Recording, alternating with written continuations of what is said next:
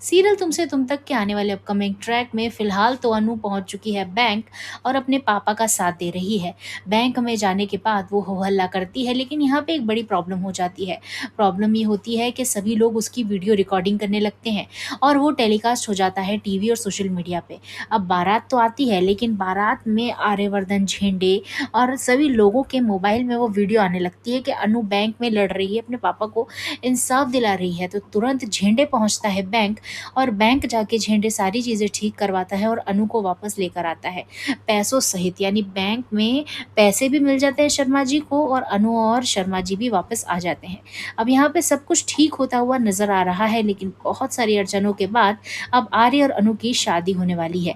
आर्य और अनु की शादी अच्छे से तो हो जाएगी, लेकिन शादी के बाद बहुत ही बढ़िया रोमांटिक नाइट मनाते हुए आर्य और अनु नजर आने वाले हैं।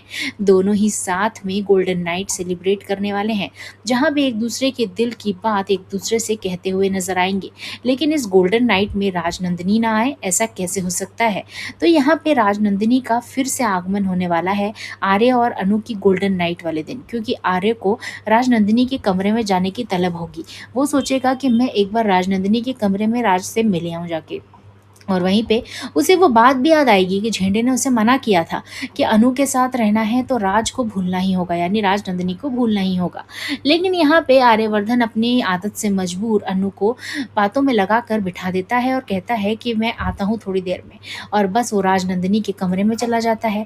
यहाँ पे अनु भी राजनंदिनी के कमरे में पीछे पीछे आर्य के जा ही रही होती है, लेकिन अनु बेचारी बेहोश हो जाती है, क्योंकि उसके अंदर एक अजीब सी हरकत होती है, उसको अजीब सा लगता है और वो बेहोश होकर गिर जाती है। यहाँ पे गोल्डन नाइट एक नाइटमेयर बन के गुजर जाता है अनु और आर्य के जीवन में। तो यहाँ पे गोल्डन नाइट भी नहीं अच्छे से मन पाने वाली है, क्योंकि जब तक राजनंदिनी का खौफ है तब तक आर्य और अनु का जीवन कैसे ठीक हो सकता है, क्योंकि राजनंदिनी कुछ मकसद से आई है, यहाँ सुहागरातें मनाने नहीं आई है।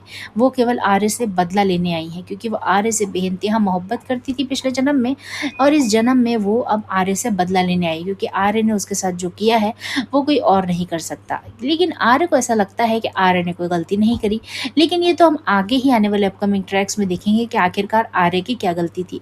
यहाँ पे आपको एक बहुत ही बड़ा क्लू भी दे देते हैं कि आर्य झेंडे के भी खिलाफ चला जाएगा और झेंडे के खिलाफ जाके वो देगा अनु का साथ, और यहाँ पे बहुत सारे ड्रामा होने वाले हैं।